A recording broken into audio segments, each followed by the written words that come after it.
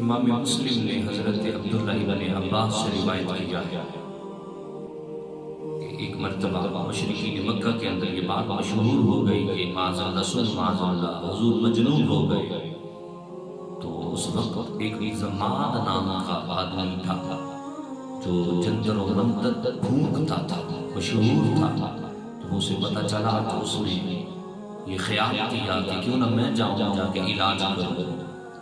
ادھر سے جب بارگاہ رسالت میں زماد پہنچے تو انہوں نے جا کے حضور سے بات کی کہ میں آپ کو دم کرنے آیا ہوں، ایسا میں منتر جانتا ہوں جو پھونکوں گا تو آپ شفا یاب ہو جائیں گے. حضور بات سنتے رہے کہ بات اس کی مکمل ہو گئی.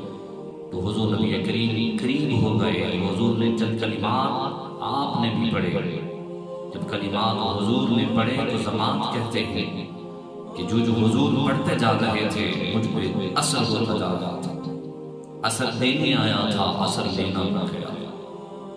وہ کلام جب میں نے سنا تو میں نے عرض کیا کہ محمد عربی کے غلام کلام دوبارہ تو پڑھی گئی. وہ کلام جب دوبارہ پڑھا گیا تو حضرت زماد جو پہلے مسلمان نہیں تھے، یہ کلمات سننے کے بعد زماد کہنے لگے خدا کی قسم ہے میں نے ایسا کلام زندگی میں نہ سنا ہے نہ پڑھا ہے.